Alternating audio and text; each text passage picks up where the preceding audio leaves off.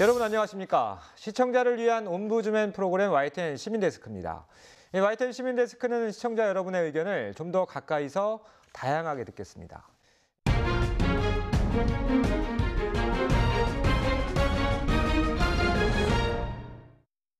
먼저 잘한 뉴스, 못한 뉴스 코너인데요. 김나정 시청자평가원과 송태엽 YTN 해설위원 실장 나와 있습니다. 안녕하십니까? 네, 안녕하세요. 자, 우리 평가원께서 이번 주 잘한 뉴스로 이 군장병 휴대전화 허용 졸속 추진을, 또 못한 뉴스로는 10억 원 이상 부자 부동산 시장 침체 전망 이렇게 꼽아주셨는데 어떤 의견이신가요? 네, 지난 연말에 발표한 계획에 따라 국방부가 올해부터 부대 내 휴대전화 사용을 단계적으로 허용하고 있는데요. 이와 관련한 보도에서 졸속으로 부대 내 휴대전화 사용이 추진되다 보니 카메라나 GPS를 이용한 기밀 유출 위험에 무방비로 노출돼 있다는 점을 다뤘습니다. 그리고 부대 내 카메라 촬영을 막기 위한 스티커가 제대로 역할을 못하는 문제를 단독으로 취재하고 또 다각적으로 접근해서 시청자들에게 이해도를 높여 이번 주 잘한 뉴스로 꼽았는데요. 네, 교육과 책임, 사후 조치를 언급하며 지속적으로 개선할 것이라는 국방부 입장과 준비 부족을 확인했다는 군납 업체 관계자 인터뷰, 또 문제점을 공감하는 현역 군인의 인터뷰도 구성됐고 또 전반적인 문제점을 알리는 데 효과적이었습니다. 또 기자가 출연해서 스티커가 쉽게 떨어지는 것을 직접 선보이고 허술한 방식에 놀랐던 사실도 전달했고요.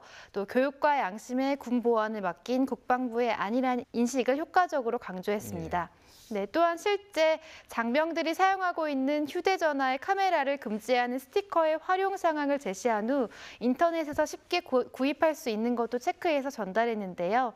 네, 기자가 직접 테스트한 후 전달해 사태의 심각성도 그대로 느낄 수 있었습니다. 이와 관련한 국방부의 입장과 또 군보안과 관련해 외국의 부대 내 휴대전화 소지 사례도 궁금한데요. 설명 부탁드립니다. 네, 이번 기사는 이제 기획 이슈팀의 이승윤, 한동호 기자가 이제 집중 취재한 내용인데요.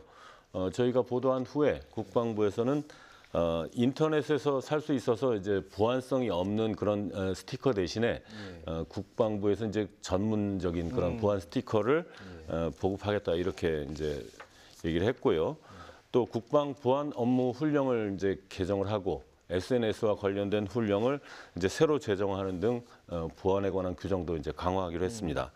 카메라와 GPS 기능을 물리적으로 막는 기능 제어 애플리케이션이 지금 개발 중인데요. 다음 달까지 이제 마무리돼서 보안 스티커를 대체해서 이제 휴대전화에 심도록 할 계획인데요. 이제 월 사용료가 있습니다. 600에서 800원 정도 이렇게 할 거라고 합니다.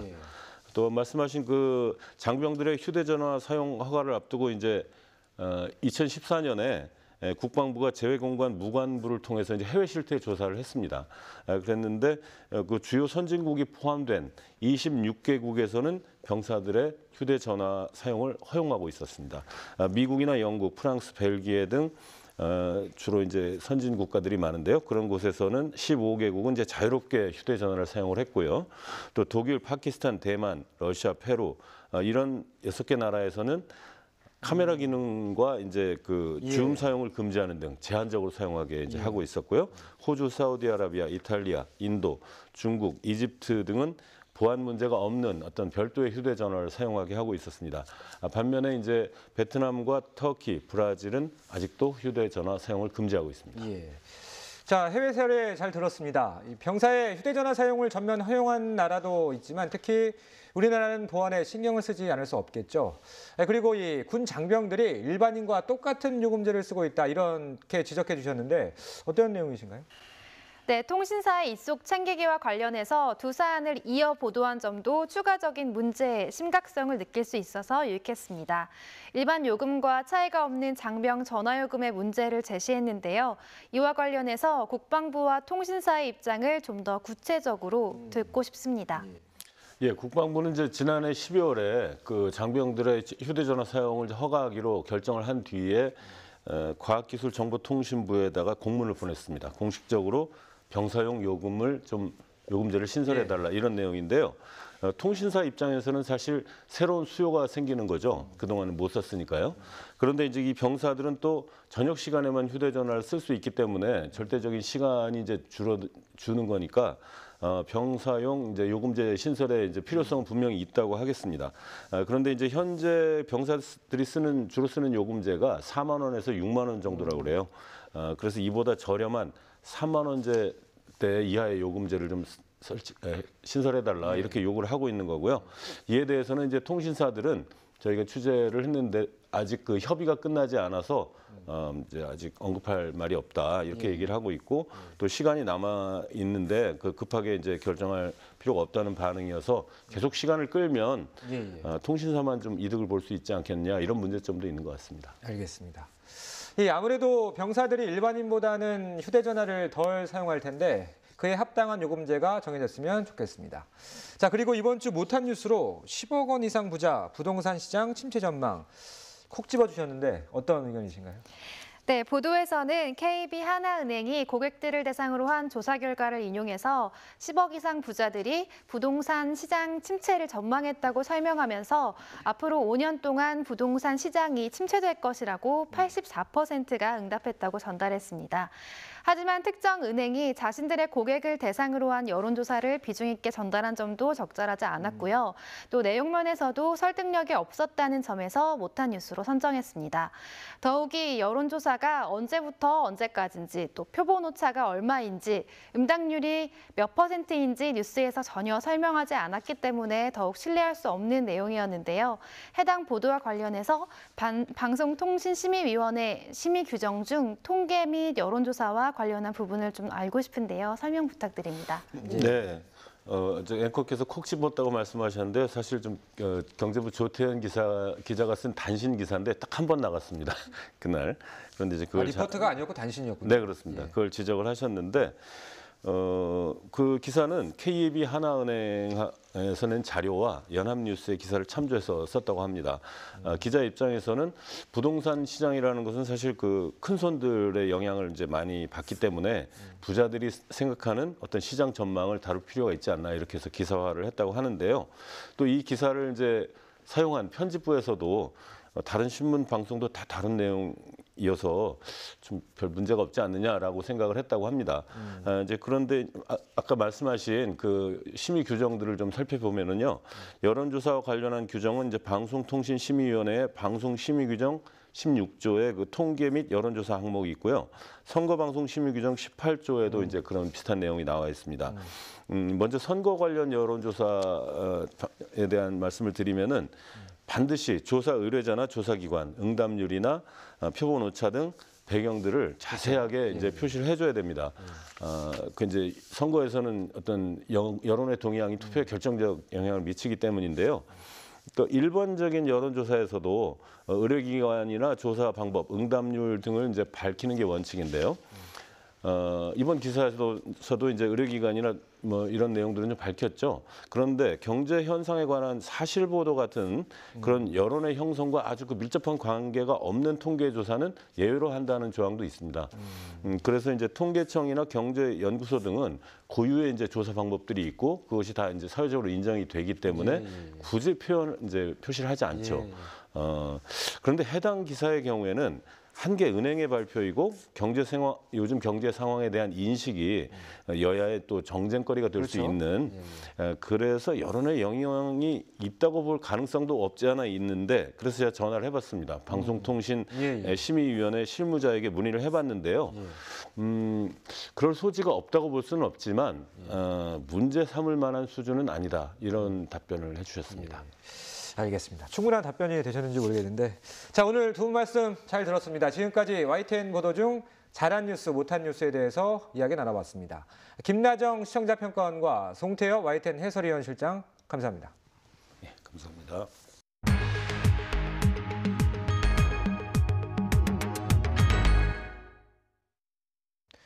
YTN 사이언스 채널은 우리나라 유일의 과학 전문 방송입니다. 사이언스 TV는 과학을 쉽고 재미있게 전달하기 위해서 곽덕이와 벨이라는 캐릭터를 개발했는데요. 어떤 캐릭터인지 함께 보시죠.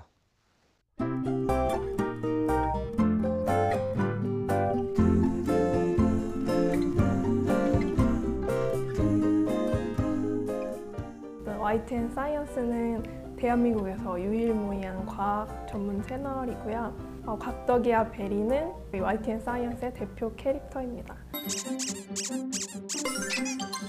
안녕하세요. 여러분의 과학 상식을 책임지는 과학 덕후 곽덕이입니다. 곽덕이 같은 경우에는 과학에 대한 호기심이 많고 궁금증이 많아서 궁금한 건 참을 수 없는 과학 덕후 오리입니다. 베리는 과학계 유명한 실험이 있어요. 그 슈레딩거의 고양이에서 착안을 했고 과학에 대한 지식이 많은 똑똑한 고양이입니다.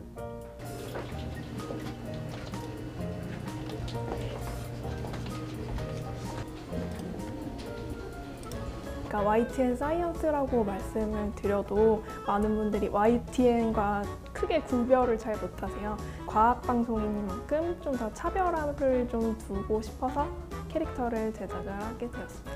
좀 중이죠. 그래야 곽덕이가 곽덕이의 아예 시선 딱 고정되게.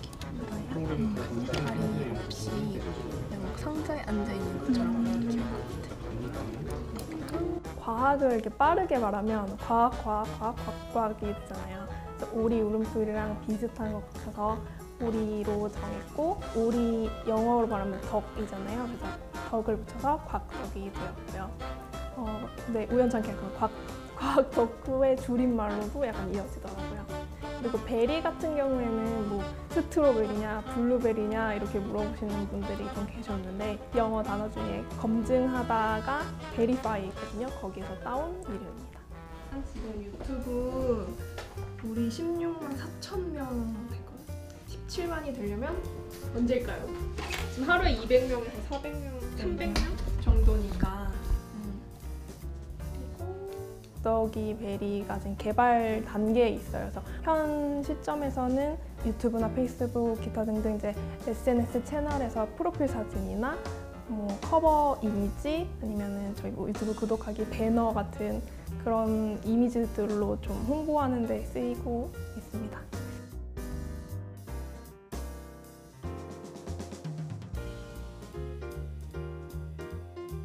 과학이라고 하면 이제 많은 분들이 되게 어려운 것, 공부를 많이 해야지 알 수 있는 것, 나와는 거리가 먼 것 이런 이제 편견을 가지고 계신데요.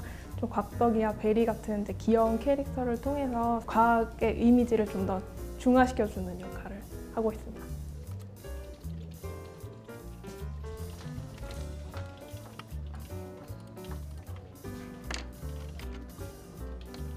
곽덕이와 베리가 움직이는 모습을 좀 자유롭게 구현을 하고 싶어서 모션 작업 중에 있어요. 그리고 곽덕이가 사는 뭐 집이라든지 실험실 이런 배경도 3D 작업을 하고 있거든요. 그래서 이 작업들이 마무리가 되면 좀 더 많은 프로그램들에서 곽덕이와 베리를 보실 수 있을 것 같아요. 그리고 얼마 전에 저희 쏙닥쏙닥 미래접속 4.0이라는 프로그램에 잠깐 출연을 하기도 했어요. 이거를 이제 시작으로 나중에는 곽덕이가 MC를 보는 프로그램이 나올 수 있지 않을까 하는 기대를 하고 열심히 개발하고 있습니다.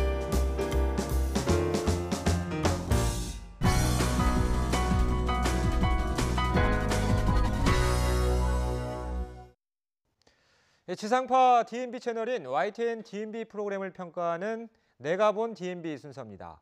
이번 주엔 스탠바이 미를 주로 열렸던 YTN DMB 1월 시청자위원회 소식을 전해드리겠습니다.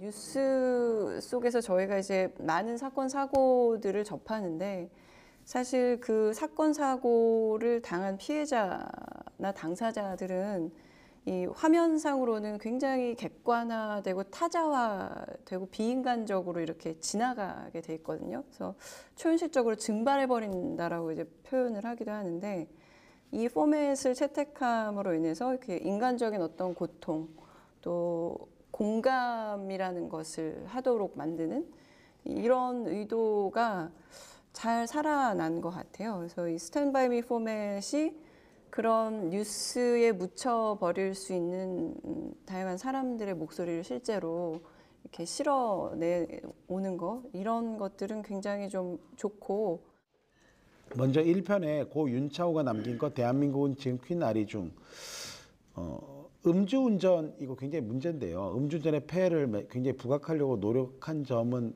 보이는데 약간 아쉬운 게 너무 감정에 좀 호소한다는 느낌이. 그러니까 너무 그러니까 안타까운 건 맞는데 그러니까 특별히 좀 이렇게 무게 있게 다룰 수 있는 부분인데 너무 감정에만 호소했다는 느낌이 좀 들었습니다. 1편이 제가 보기엔 좀 제일 아쉬움이 많았어요. 왜냐하면 특히 보헤미안 랩소디 이거 소개 왜 하신 건지 좀 심하게 말해서 왜냐하면 그때 너무나 많은 보헤미안 랩소디에 관한 영화도 그렇고 워낙 안 다룬 방송이 거의 없었거든요. 특별히 이 보헤미안 랩소디의 소개가 다른 기존의 뭐 인터넷이나 방송에서 봤던 거와 다른 게 없어요. 저도 1회 방송은 너무 감성이 치우쳐졌다고 좀 봤습니다. 이제 다른 부분에서가 아니라 그 아버님의 인터뷰 내용 끝나고 이제 그 이슈자키님이 눈물 흘리는 장면에서 카메라가 정지된 상황에서 좀 몇 초 길게 갔어요. 그래서 굳이 그걸 그 장면 때문에 더 감성적으로 치우쳤다라는 인상을 받아서 저는 개인적으로 그 진행자분들은 감정을 좀 자제해야 된다고 생각하는 사람이에요. 그래야지 그분들 진행자가 슬퍼하는 거가 시청자나 그분들의 문제 해결에 도움이 안 된다고 생각하기 때문에 그런 점에서 조금 안타까웠고요. 감성적인 그런 그 측면이 보통 시사 프로그램에서는 배제되는 게 일반적인데 여기는 이제 그 진행자께서 아주 적극적으로 뭐 방금 전에 그 지적도 있으셨습니다만은 어떤 대목에서는 뭐 눈물도 이렇게 좀 보이시고 또 뭐 좀 그 좋은 대목에서는 뭐 이렇게 웃음도 보이시고 그리고 만년필로 어떤 특정 그 키워드라든지 뭐 그런 그 구조를 핸드라이팅하는 근데 그런 부분을 크로저까지 해서 이렇게 보여줌으로 해가지고 시청자들의 어떤 그 공감을 이끌어내는 데는 상당히 효과적이지 않았나. TV 출연은 뭐 여러 가지 제약도 또 있을 것이고 뭐 준비해야 될 것도 많은데 그것에 비해서 좀 다소 훨씬 편안하게 출연할 수 있다는 점에서 훨씬 또 자신의 이야기를 진솔하게 할 수 있다는 장점이 있다고 생각하고요. 그리고 또 뭐 여러 뭐 뉴스나 이런 곳에서 정말 타사화되고 객관적으로만 다루어졌던 출연자들이 자신의 이야기에서 자기가 직접 주인공이 돼서 자신의 이야기를 전달하는 통로가 있다는 것이 저는 굉장히 또 신선하고 중요하다고 생각을 했습니다. 또 이 주제들을 보면은 윤창호 사건이라든지 뭐 발달장애 가족, 뭐 캐러밴 실태, K9 폭발 사고 등등 주제가 다 무겁죠. 사실 가슴 아픈 사연들이 많고 근데 단순히 무겁고 어둡고 슬픔 거기서 끝나는 것이 아니고 어떤 거기서 한 단계 더 나아가서 그 피해자들이 그걸 극복하는 과정 또 그들로 인해서 바뀌어진 세상의 모든 문제들 법적 제도적 개선 이런 것까지 끌어낸다는 점에서 아까 우리 그 김현기 의원님도 말했지만은 굉장히 무거운 주제를 편안하게 볼 수 있도록 잘 짜여줬다 하는 생각이 들었습니다. 진행자를 많이 이제 포커싱을 많이 이렇게 했죠. 이게 이제 주제에 따라서 이게 계속 밝게 갈 건지 아니면 좀 건조한 형태로 갈 건지가 좀 고민거리가 될 것 같아요. 그래서 지금은 이제 시작 단계이기 때문에 되게 이제 밝은 쪽으로 많이 이제 뭐 옷도 그렇고 화면 노출도 그러는데 어쨌든 이 부분도 주제에 따라서 아마 시청자들이 좀 다양한 어떤 의견이 나올 수 있는 것 같습니다. 그래서 전체적으로 보면 아직 뭐 5회차 이제 6, 7 이렇게 나오지만 좀 더 이제 진행하면 아마 좀 더 색깔을 좀 더 아마 좀 명확히 이렇게 아마 보여주리라 이렇게 생각합니다.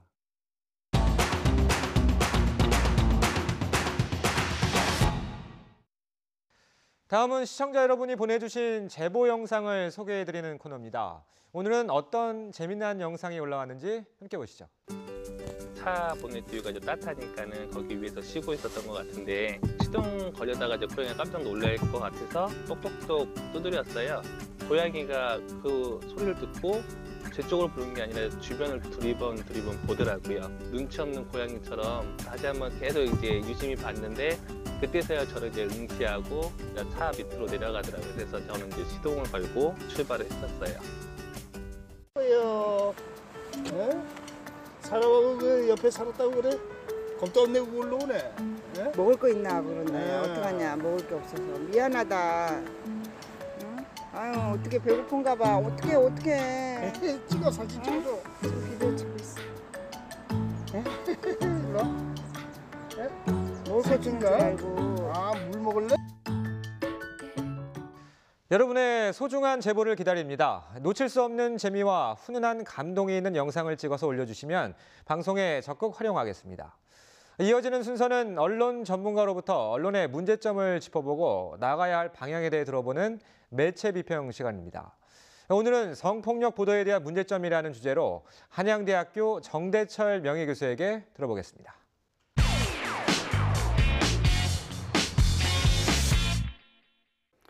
성폭력 사건이 끊이지 않고 보도되고 있습니다. 지난해 1월부터 본격적으로 시작된 성 관련 사건은 미투 운동으로 확산되면서 분야를 가리지 않고 터져 나옵니다. 그동안 정치인, 연예인, 교육계뿐만 아니라 법조계에도 성희롱, 성폭력 문제는 분야를 가리지 않았습니다.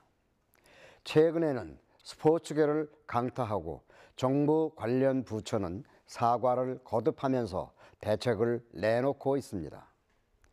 그 대책에 대해서도 임기응변식으로 넘어가려는 술수라고 꼬집는 보도도 나오고 있습니다. 이런 보도들이 계속되면서 어수선하고 부끄럽고 한심하다는 생각이 앞섭니다. 대통령이 미투 운동을 적극 지지한다면서 피해자의 2차 피해가 없도록 해야 한다는 보도도 나왔습니다. 미디어는 남성 앵커나 기자가 단독 보도라면서 어렵게 취재했다는 것을 강조하고 여성 피해자 얼굴을 드러낸 인터뷰 내용을 보도합니다. 가해자와 피해자가 분명한데 이어서 나오는 가해자 측의 보도는 아니다, 그런 일 없다는 것입니다. 반대로 모함이나 음해로 볼 수도 있겠지만 뉴스로 선정된 것은 확신이나 개연성을 가지고 보도하였다고 봅니다.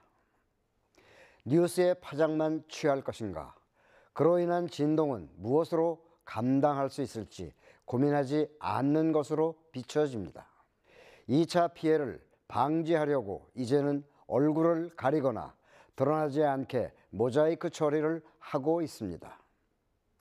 피해자뿐만 아니라 가족까지 들춰내서 보도하는 것도 절제하고 있는 듯 합니다. 그런 뉴스 보도를 보면서 시청자는 어떤 생각을 했을까? 가해자를 비난하거나 피해자를 동정하는 반응에서 우리 사회의 구조적 문제, 젠더 문제의 심각성을 볼 것입니다. 불안감이나 불신감은 더 커질 수밖에 없습니다. 미디어의 선정적인 속성은 오래전부터 젖어있는 습성이었습니다. 자극적인 것, 선정적인 것에 눈을 돌리는 습성은 미디어가 얻을 수 있는 이익과 관련된 행위였습니다. 도덕적이든 상업적이든 얻을 수 있는 이익에 대해서 의무와 책임이라는 무게를 담아내야 합니다. 미디어 간의 경쟁 의식은 더 자극적이고 더 선정적인 보도로 가는 방향에서 앞다투어 왔습니다. 미디어가 갖고 있는 상업성과 경쟁성이 뉴스의 선정적인 보도를 더 키워왔습니다. 사회 고발이나 여성 인권 운동이라는 명분으로 다른 뉴스가 어떤 부작용을 동반하는지 헤아리지 못한 부족함도 있습니다. 기능이 있으면 그에 따른 부작용이나 역기능이 동반된다는 점입니다. 한쪽 방향으로 치우친 편향 보도가 되거나 정해진 프레임으로 소나기처럼 퍼부었다가 시들해지는 뉴스의 속성도 선정적인 보도가 되는 이유입니다. 여러 나라에서 이미 정하고 있듯이 우리나라도 기자협회나 인권위원회에서 성폭력 피해자를 보호하는 조치를 마련하고 있습니다. 성폭력 보도의 가이드라인이 잘 지켜지도록 미디어 종사자들에게 요구하고 있습니다. 피해자를 낙인 찍는 보도가 되지 말아야 합니다. 우리 사회의 컨텍스트를 보아야 합니다. 감싸거나 응징하는 보도가 되지 말아야 합니다. 피해자나 가해자의 삶을 생각하는 보도가 되어야 합니다. 성폭력 보도의 취재 원칙이나 규율이 마련되어야 합니다. 성폭력 보도는 공공의 문제로 다뤄져야 합니다.